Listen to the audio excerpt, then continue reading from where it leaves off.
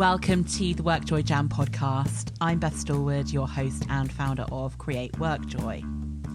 In this episode, I am joined by Chet Morjaria, and Chet is a fantastic thinker, business coach, author of the book Work Worth Doing. And I think I saw Chet online when his book was nominated for the Best Business Book Awards. And I bought the book and I really loved it. So I got into contact with Chet and said, would you come on the podcast and talk to us a little bit more around the subject of work worth doing? And we talk a lot through his manifesto, which is in his book.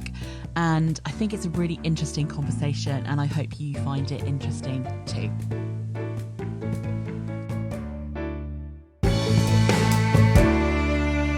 Hello and welcome to the Workjoy Jam.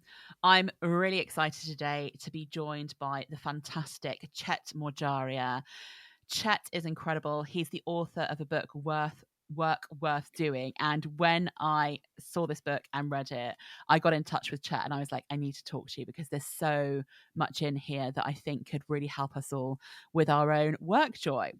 But rather than me introduce Chet, I would love to hand over to you, Chet, to tell us a bit about you, who you are, and what you've done so far and how you got to where you are today.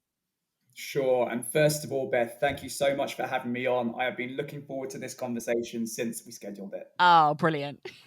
So, by way of introduction, my name is Chet Workjoy, as you said, Beth, and I'm a business and communications coach and founder of a company called Realign Global.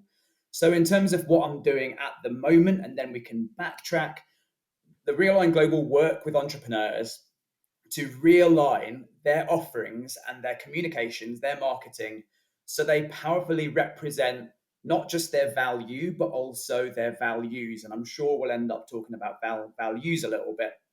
So where I work best, where I find work joy, where I find work worth doing, is at the intersection of meaningful work and powerful words. And that's what I've done for the last 15 years.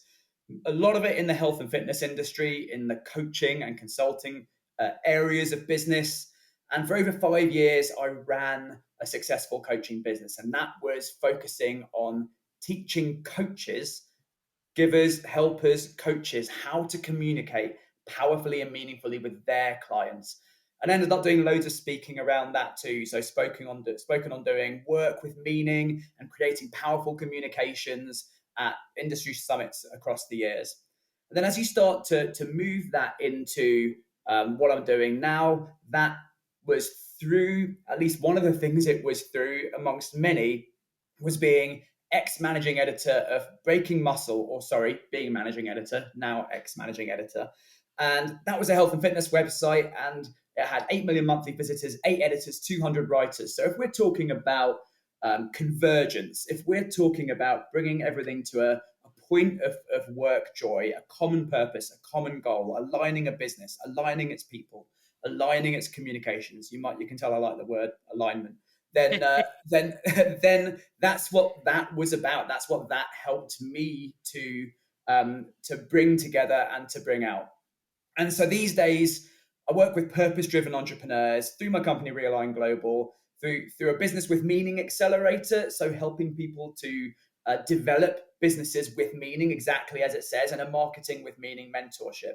And specifically, if we're talking about types of people, then this is what leads into the work worth doing for me. My type of people are people who are generally, and tell me, Beth, whether you feel our listeners might resonate with this, that people who are distracted through all good intent, but spending energy all over the place, spending energy on some of the wrong things, some of the right things, and feeling a little bit distracted as a consequence, potentially exhausted as well, particularly through constantly trying to give to others and to keep others happy. And then through all of that stuff, doing work that's really valuable, doing work that they love, but feeling somewhat frustrated through struggling to express and communicate what that value is into the world, and therefore find themselves in a place of more joy, of more joyful work with more people who value it. So what we do is take them toward fulfillment. And in terms of fulfillment, I would say that's 3 different things. It's freedom through having that clear vision and having aligned, focused action towards that. It's fun through enjoyable, aligned offerings. So, services that you actually enjoy delivering, you actually want to get up and do these things. They are a pleasure for you to run and have in your business. Communications that are fun too, and also financial reward, because that's an important part of this stuff too, right? So financial reward through getting paid in alignment with what they're worth. To me, you put those three things together and we end up in a place of joy, in a place of fulfillment, which I would also define as life on your terms. So, what brings us to this point, this book, and probably this conversation, then, Beth, is this idea of work worth doing, and that's the book that has just been released, just 3 months back, I think it is now.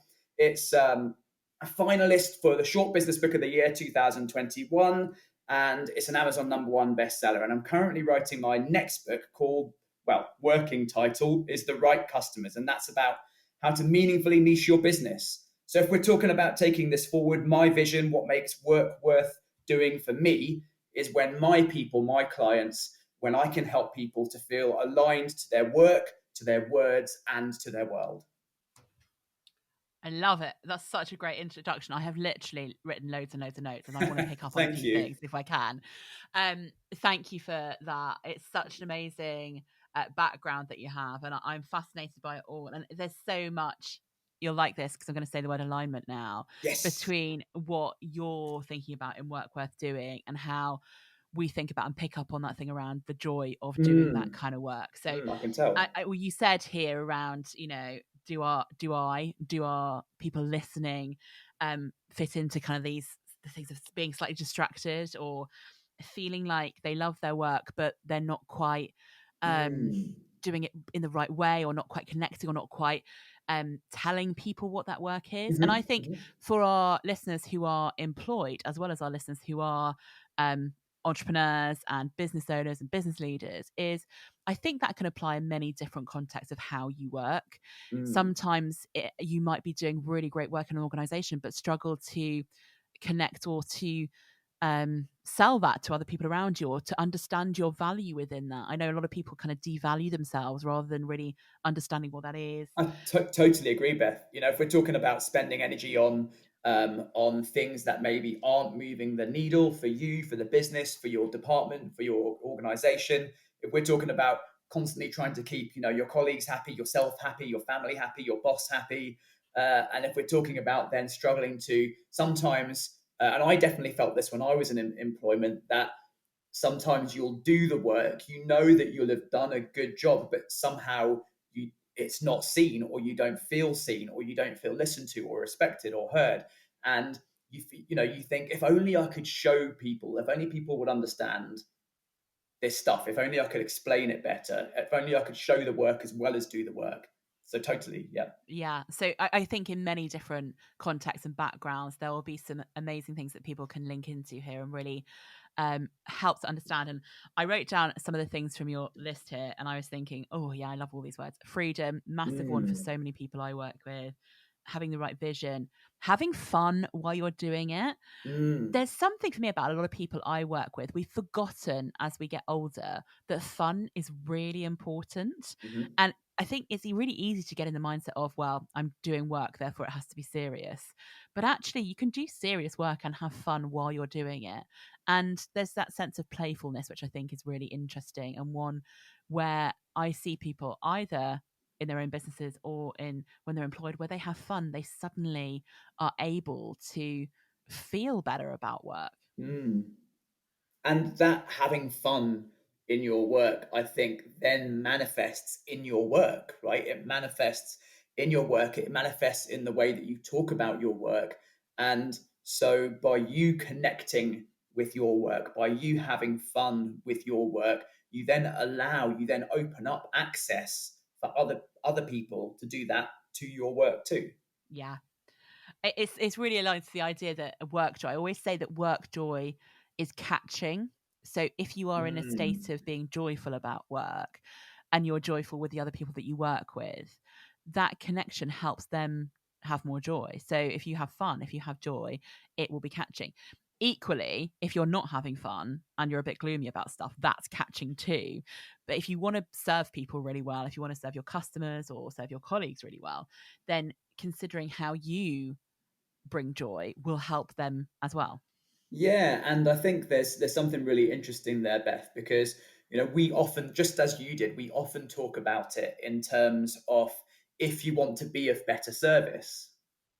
And sometimes I think that we can be guilty of trying to do trying to make our work more fun, trying even when we're talking about rest. So if we're talking about taking rest, taking time off from work, and I'm totally guilty of what I'm about to say, by the way, is that often I will what I call optimize for work. So I will take rest, but I'll be taking rest in order to be better at work. Does that make sense? Yeah. And so and the same can apply to fun as far as I'm concerned. So I think there's one thing taking rest or trying to move into work that is fun or more joyful for the sake of others, but it's another thing entirely, and ironically where the power probably actually lies and really lies when we take rest for rest's sake and when we create joy for our sake. And I don't mean that as in if we're creating joy for us within our work, it has to be at the expense of our people. It's the opposite. But I think that there's a perspective shift, which is a small but really powerful one. Let's create joy for us. Let's understand that actually the work that we love should also love us back. And if we do that for us, then as you say, it spreads, it's catching. Yeah, and I too am guilty of the same thing. So we're not talking from a place of perfection here. I think that idea of doing it for its own sake, and there is something, and I don't know if you experience this, Chet, that Mm. people think that doing things like rest for rest's sake or doing something you love, outside of work for its own sake, is somehow being a little bit selfish. Yeah. And I have been banging a drum for quite a long time about how we need a new word for selfish, and we Mm. need a new word for, because there's other ones out there, isn't it, like self-care and all that stuff, which for some people just turns them off, sounds a bit too cheesy. Mm. And selfish is so associated with a negative perception. But Mm. what are we doing for ourselves that enriches us, that makes us feel good, that then can have a great impact on everyone else in our lives because we're in a good place? Mm, exactly. And have you ended up with a word that you are settled on at this point, then, Beth? No, I'm still searching for it. That's a Have you good one, got isn't one? it? I know. I'm not. Words is my thing, but that stumped me a little bit. I'll think on that one for We sure. can set you a challenge to help create one. That is a great challenge. But and yet, Beth, I agree, and I think it comes back to for me this idea of feeling selfish comes back to the concept of if you are doing something for you, it's taking away from what you can do for others. Fundamentally, I feel that's what it comes down to, that myth. And it that's the formula that's in our heads, isn't it? The formula is, Yep. if we are not doing something on behalf of somebody else, we are being selfish. And what we forget is that if we do it for ourselves, we can help better enable and support other people Yeah, if yeah, we are and you looking after mentioned, I ourselves. think the opposite, like another myth, which is the opposite side to this coin. You alluded to it earlier when you said about work needing to be difficult, and I've got a client who's working with me at the moment in the Business with Meaning Accelerator, and in order for her to even to open up her perspective to begin this work together, we had to do some pre-work, and part of that pre-work was, so she has a military background, she has a relatively strict upbringing, and that led her to feel and think and believe that work should be a grind, like in fact that work needs to be a grind. That's how it should be, and that's how it needs to be in order for us to progress in work and in life. So And so, interesting, isn't it? That's so it's deeply crazy, right? held. Yeah. Yeah, fascinating. And I think actually there'll be a lot of people listening right now that are going, oh, yeah, I think like that. And I'm sitting here Mm. thinking, I think there's a bit of that in me.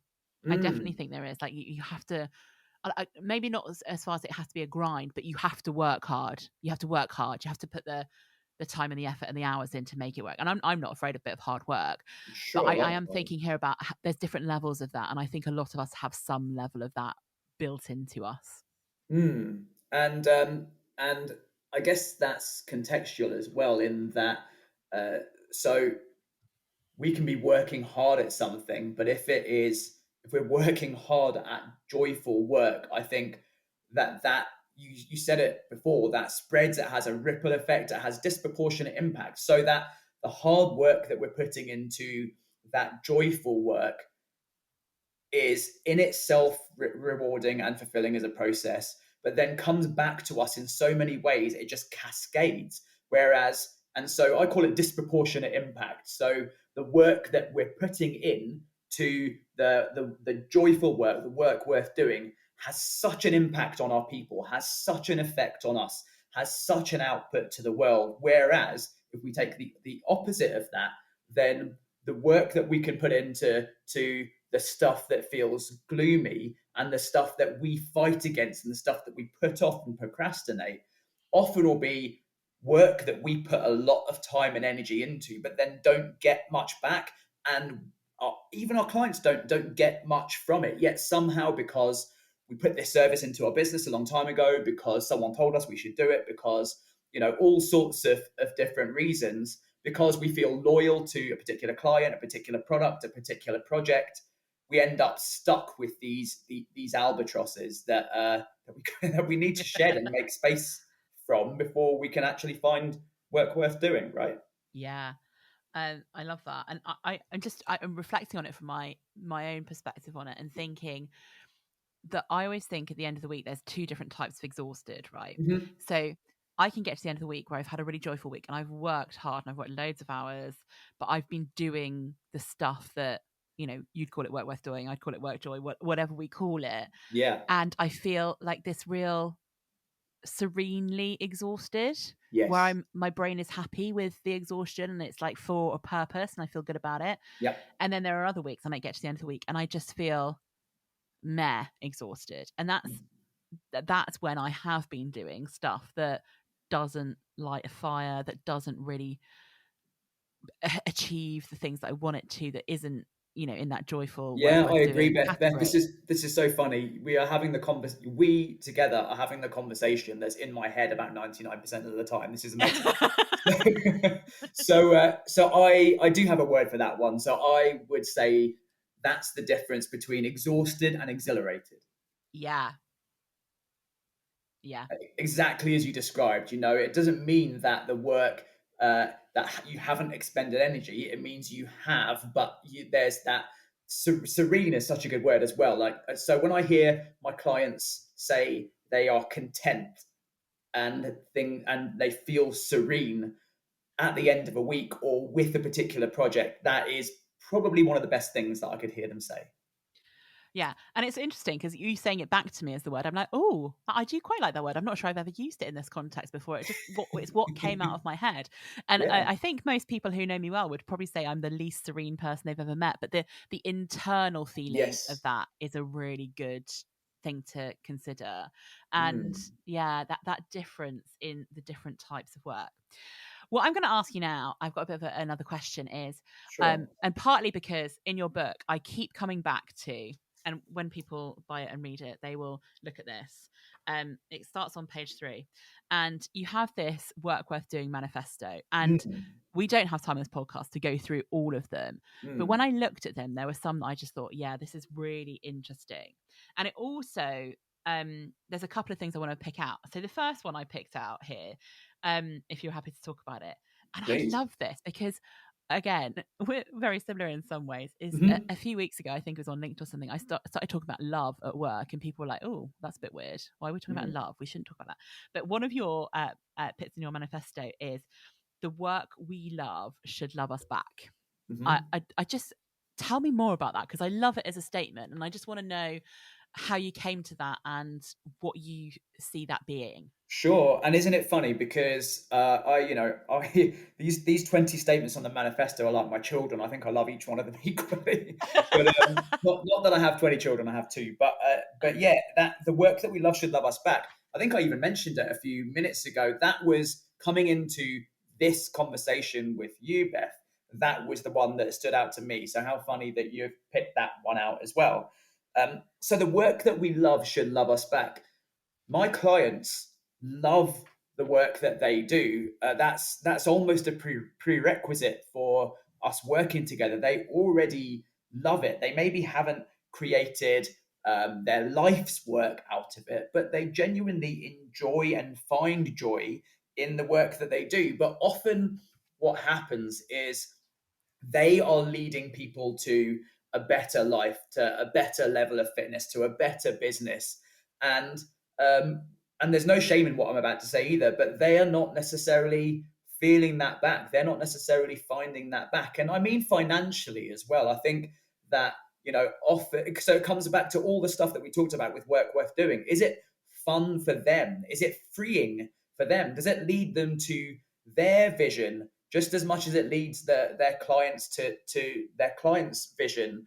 And the money aspect, I think, is really important here too. That actually does that work love them back financially just as much as the love that they put into that work?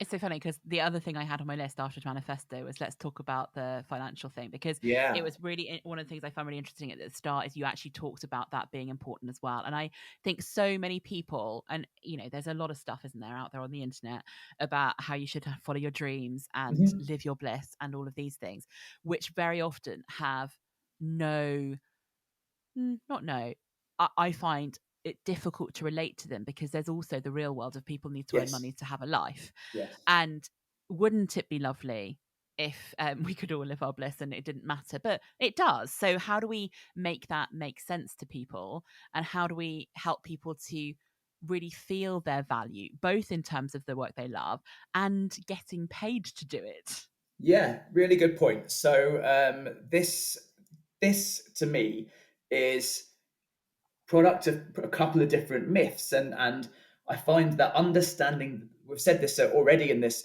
podcast, understanding the myths and misconceptions that form these thoughts are helpful, I think, in terms of shifting perspective on them. So if we start there, then we might look at the myth of the starving artist to Yeah. start with, right? That if you do work that is creative, if you do work that is comes from the heart, if you do work um, that is, yeah, just simply the work that is in your heart, let's say, that if you do that, you have to put it out there into the world, and it's all about love, and it's all about joy, and it's all about the heart, and it's all about expressing your creativity freely. But that is at the expense, in all senses of the word expense, of getting paid for it. Yeah. Right. Yeah. So that's one myth, like the starving artist myth, that actually, if you do this really meaningful work, it's a choice between that and earning money. But the flip can also apply, that actually um, earning earning money is by some degree a negative metric. It's a negative goal. It's something that you shouldn't pursue, and so you can't. So almost, I think the myth here is almost that you can't make money, you can't be profitable, and increasingly grow your business and do that in a way that is meaningful. Do that in a way that is done really beautifully through your values. That's done through your vocation, through Workjoy, through work worth doing, that leads you and your people and the world, if that's not too bold, to the vision that you have in your head. And again, that those two things are mutually exclusive, but they're not. So to me, it's the exact opposite. It's where the money meets the meaning and the meaning meets the money, that accepting and embracing that these things all can and should come together, that leads to an ability to say, okay, how do we do this? And then if we're talking about how we do this, I'll just say a sentence or here to Beth and pass back to you, see what you think. if we're talking about how we do this, for me, the first three big components of this are: number one, let's actually get into the meaning stuff. Let's truly understand what our values, what our vocation, what our vision is, not to a point where they're words on a page, but to a point where they truly represent us and we're ready to consider how we might integrate them into our business and our communications or our work. And then the second and third pieces, and this works whether you're in employment or whether you're an entrepreneur or whether you're somewhere in between. Second piece then is, who do I help best? Who do I work with best? Who needs me the most? So understanding that and then delivering that work through your values and moving towards your vision. Okay, we're getting there. Last piece at this point would be, how do I do that? How do I do my best work? How do I do my most joyful work? Not what do I do, but how do I do that? What components need to be in play? What do I need to bring to the table? And we can get very, very specific about this. What sequence of events needs to happen? How do I shift people's perspectives? How do I get people to embrace the path? And you'll find that when you are doing your best work, when you're in your sweet spot, that you will do that, whether it's with your kids, whether it's with your boss, whether it's with your colleagues, your clients. When you are crushing it, then you will do that in a very consistent way. And it's about understanding how you do that as a human being, and then saying, okay, cool. How can I apply this to people who really need it? And how can I then shift my work, either in employment or in entrepreneurship, to do as much of this as possible? Yeah, and I love those 3 steps, and I love anything that comes in nice, easy packages. Me too. Because some stuff is it's just easier for me to I'm like, yeah. So what I'm thinking about now is love them. I think a lot of people get stuck at step 1, Yes. and almost once you've done step 1, if you can really dig into it and understand yourself, I think, whereas people think step 3 will be the hardest, like the sequence of events, etc., that's just planning, right? If you understand step 1, the rest of it will come if you put Yes. the effort in, is what I think. And I might be wrong there, but that's my feeling, is if you can really work that out, the rest of it becomes more obvious. I agree. I think that's actually true, Beth, of each step, that once you work out step 1, so if you're looking at step 2 then being, what we said about understanding who you work best with, or from an entrepreneurial perspective, who your market is, then we know that that's grounded in people who share your vision. We know that that is grounded in people, in humans, in people who connect with your values. We know that's grounded in people who value you and what you do. And so, absolutely, if we can truly understand who we are as human beings, then, well, there's a cheat code that I often use for who we work best with. And tell me what you think about this, Beth. In a sentence, it's almost certainly from a service delivery, a service business, a coaching or consulting perspective, a helping perspective. That's almost certainly going to be a previous version of you. Yeah. Which can be a mic drop sometimes, um, in terms of, like, okay, yeah, actually, where I help people the most is a previous version of me. And then that gets really interesting, because it's if it is a previous version of you, then it probably means that a few things. It probably means that you have those types of people around you anyway, but it's just a case of figuring out who they are, because they've been attracted through who you are.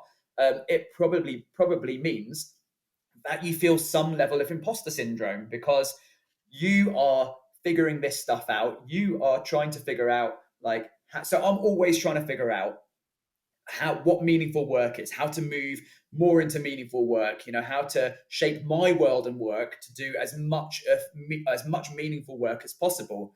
And I'm always trying to figure out powerful words. And so, actually, who I can help is people who are a couple of levels behind me. And what I need help with is exactly the same thing as I help other people with, from people who are Yeah. a couple of levels ahead of me.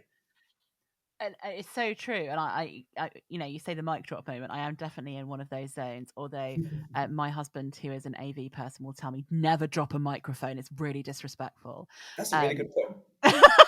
But the mic drop moment, definitely.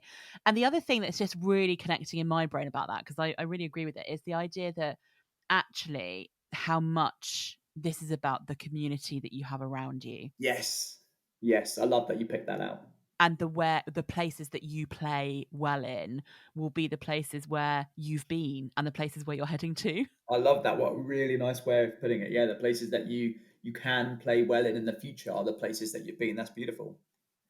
Yeah, and that's where you'll find your customers, right? That's where you'll find your tribe, or whatever it is you want to call it. That's where those people are the places you've been and the places you're going to. And Totally. So perhaps the biggest myth, Beth, around people is that I'm giving away my second book here. Really, is don't that give it all away. no, totally is that well, the point is to give it away, right? So is that you don't choose your people choose you. Yeah. You don't choose your niche. You don't choose your market. That niche and that market, it's your niche for a reason. Who and by niche, I simply just to keep this really clear and to have it relatable to entrepreneurship and employment. By your niche, I simply mean who needs you the most, who you can help best. Those people, like they already exist in your network, and who they are already exists. We don't have to invent that. We don't have to go and find them. We have to uncover that. I love that idea, and I've just written down uncover your clients, your people, versus go find them. It's almost just Yeah. bringing them to life and making sure that you're in the places that they're at, and Yes. all of Yep. yeah, Mhm. yeah, I love it. Um, I think I could talk about this for another few hours, but I've got a couple more that I highlighted that I really want to pick out. If you're Sure. okay, if I can jump into them, while I still also consider this whole thing, and I'm like, oh, okay, stop your brain on that one. Let's go to the next one. Yeah. Um, and this one I totally love, and I wax lyrical about this all the time. So I am Mm. totally on board with it. But I'd love you to explain it in your way. Um, so it says, living a life without boundaries comes from setting clear boundaries. And I'm like, I want to do like a little cheerleader dance with some pom poms about this Yeah. one. But tell us more about your feeling about this. I will do. Before that, another weird moment because I was just looking at the manifesto and literally just before you said it, thought or perhaps knew that you were going to choose that one for some reason. Really? Don't know why. That's 2 out of 2. By So the way, lovely audience, we did not set this up. we literally didn't. So living a life without boundaries comes from setting clear boundaries. Okay, so first of all, living a life without boundaries is this idea of life on your terms. So that that your life can feel fun, it can feel free, your business can feel fun, it can feel free. But actually that comes from setting the boundaries because often as people who as the type of person that we describe, so potentially someone who is distracted, somewhat exhausted, a little bit frustrated, that the reason that we're in that place is because we don't like to set boundaries. It feels hard, it feels harsh. We don't like to say no to people, we don't like to say no to projects, and so we take on a lot, we take on too much. And actually that if we can begin the process of setting really clear boundaries, and I mean boundaries in terms of time, I mean boundaries in terms of space, I mean boundaries in terms of types of work, I mean boundaries in terms of clients and the types of people that you bring in and bring on to the business, all of those things. If we can just start that process of setting clear boundaries for ourselves, then we have reference points. We have points that are truly meaningful that we can set boundaries to other people with. For example, if you have space in your diary that is blocked out for you because you're taking rest for rest's sake, because you need time to think, because you are thinking about how you can do your best work or whatever that might be, then you can truly, with the best of intents and with absolute honesty, say to someone who is asking you to step into a new commitment that time is blocked out. This is one of my favorite phrases, Beth. Blocked out. Yeah. Because you'd have to say what it's blocked out for. It's just blocked out. So that might be one example. Another example might be the type of person that we spoke about.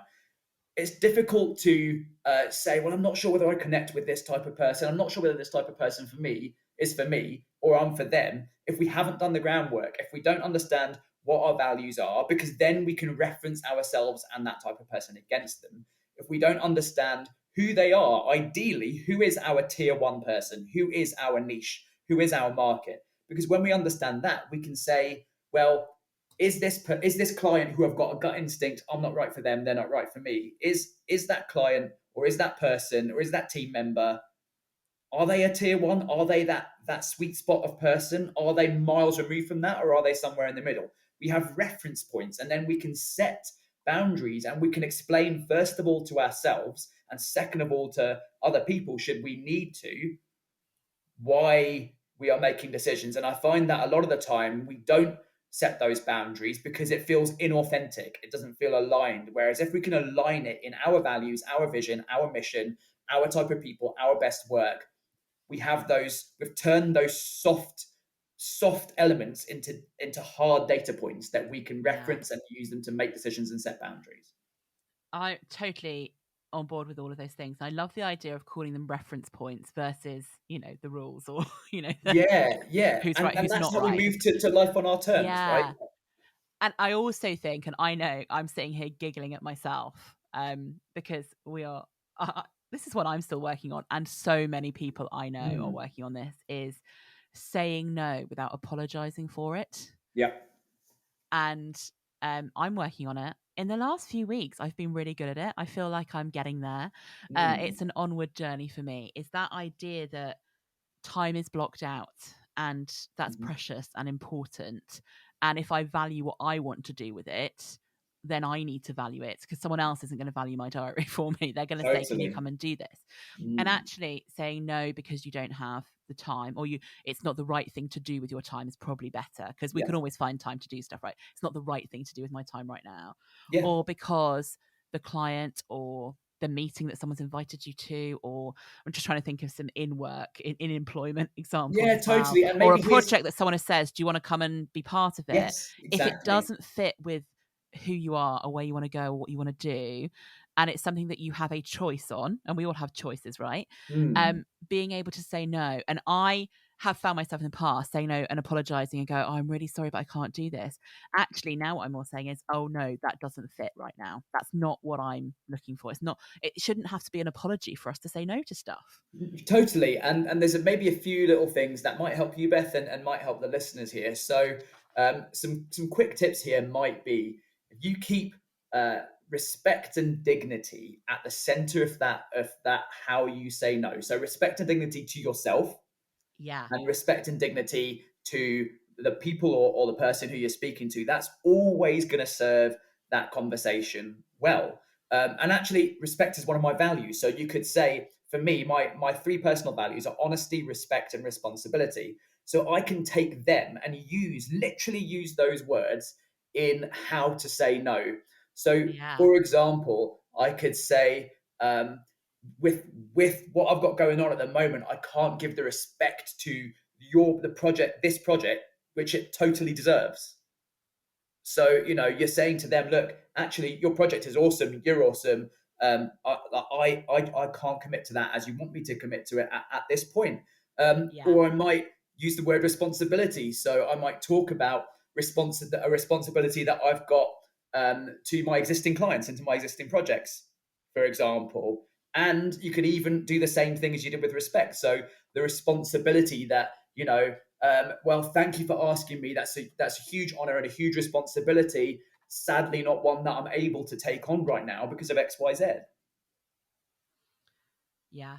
Yeah. That's really great. And just linking back to your values again means that you can feel content in how you Yes. do that. Yeah. Yeah. Love that.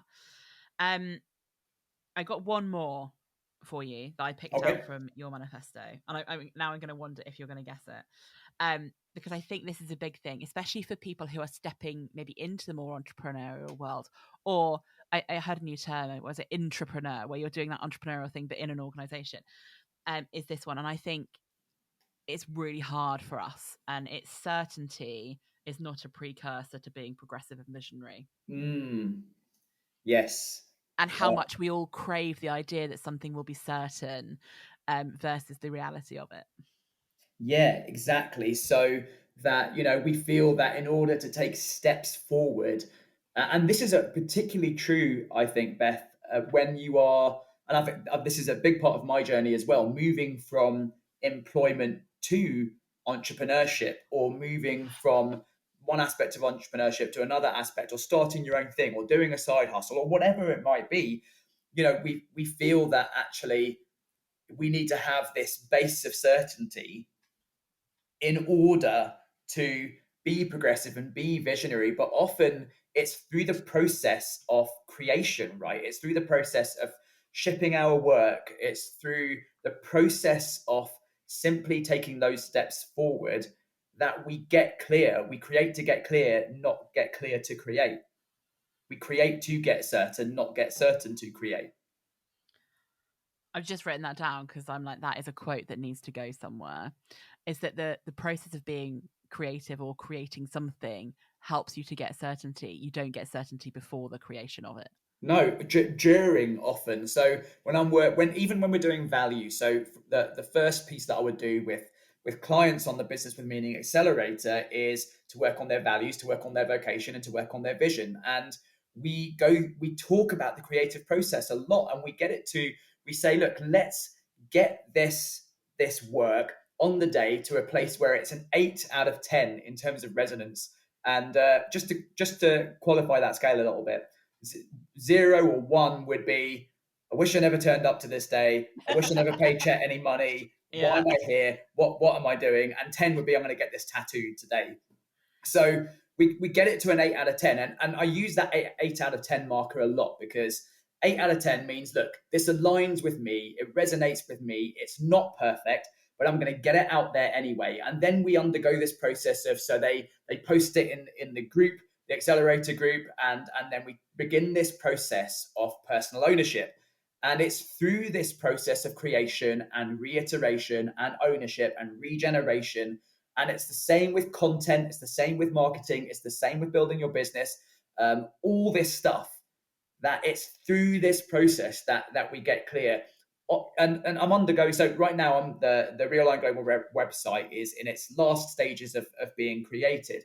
And it's you'll have had experiences like this, Beth. It's only when you see the words on the page that you've written down to the best of intents, where you're like, yeah, look, that's kind of right, but actually I need to tweak this and I need to change that. But that's through the process of simply taking the leap and getting it out there in the first place.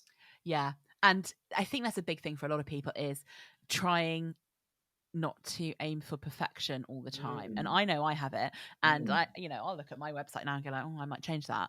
And it doesn't matter how much work I would have put into it before it got out there, is until you see it in its real world, it's so hard to actually understand how that's going. And also, so my new probably the last few years, is if I can get to a 9 out of 10, I'm okay with it. I'm actually okay with 9 out of 10 now, because that one that I'm still working on is the process that things change and I develop and I get new thinking and I get inspiration from other people, and I'm allowed it to not be perfect, because it's a living, breathing thing, whether it's a new program or a website or a way of thinking or writing something, whatever it is that I'm leaving some space for more creativity within it. I love that, Beth. So I've got, I talk about content creating conversations and conversations creating content. And I love what you say there, how purposeful that is, in terms of you leaving that space, knowing that that like you've like almost left that 1 out of 10. So it's not even I'm okay with 9 out of 10, but actually 9 out of 10 is the best place to be, because that leaves opportunity for me to speak to others about it, for me to shape and sharpen these ideas in the market, and for me to come back and regenerate and do, like, serve my people even better, find even more joy in my work. Yeah, and I think the change for me is not thinking that I'm settling for 9 out of 10. It's that I'm deliberately going for 9 out of 10. And that gives me a completely different perspective on what I'm doing. And I found that personally really helpful. Yeah, I love it, Beth. Right. I am now, I could talk to you for hours. I've got about another 300 things highlighted in your book. Likewise. Which is why I think, go buy the book. But I have got some quick fire questions, if you're okay to end in that way. Sure. Okay, my first question for you is, I'd love to get a bit personal with you here.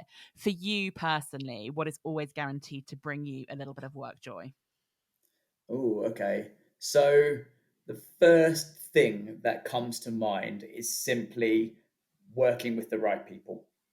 Yeah, So I find love that that. when you work with the right people, then everything feels good, everything feels easy, everything feels joyful. It's exactly like this conversation, honestly, Beth. That when we are having a conversation with people who are aligned and connected, and I don't necessarily mean on subject matter, but I simply mean in, like we said, in terms of values, in terms of mission, in terms of vision, in terms of the mutual win that is contained within the conversation or the relationship, that is guaranteed to be a joyful thing, hopefully for all. Brilliant. Love that. The second question is, and I'm going to give you a caveat here, is that you're not allowed to say your own one because we will Okay. promote that anyway. What book are you currently reading? So I'm currently reading a book called, it's by Adam Grant, and I think it's called Think Again. I'm literally going to look It up, is yes. called Think Again. I've ordered it. I'm waiting for it to arrive. And the thing I would say about for anyone looking, so it's basically about rethinking and rethinking your own assumptions, then rethinking, helping others to rethink their own assumptions and perspectives, and to do that within your communities too. And honestly, like I saw this book on Amazon and wherever else for a little while now, and I love books like that, so it kind of resonated. But when I looked at the contents page that it really resonated. So, if you are in the business of within your work of shifting perspectives, or you're interested in how that occurs, go into the look inside thing on Amazon, or just find a way to look at the contents page. Because if you're interested in that, I guarantee you, once you look at that contents page, you'll order the book and start reading it. Great. And I've read some other stuff by him, and I really like Yeah, the way he thinks and me too. how it's based in real, science and research, but also put in a practical, actually, I understand this way. So Yeah, I think he's a really interesting writer, and I'm really looking forward to reading it. So it's on my list too. But there is a massive stack of books on my list as well to get through. yeah, mine too. I'm going to go again back into a personal question now, and that's Cool. um what's the best or most useful bit of advice that in your life someone gave you that you always find yourself coming back to? Hmm. So many things here. Sometimes I go back to what my dad said to me. Um, the one that really stands out, just from thinking about it at this present moment in time, is the very thing that has got you here is the thing that's going to stop you from going any further. Yeah. I keep finding myself in that limiter loop, as I'd call it, and realizing that actually, and what that really helps me to do is shift perspective. It really helps me to understand that, okay, so maybe I've built my business up to this point by hustle and hard work, and like helping others in a very one-to-one and bespoke capacity. Well, that's not going to be that. That's going to be the thing that actually stops me in my tracks moving forward. I need to find out a different way to do it.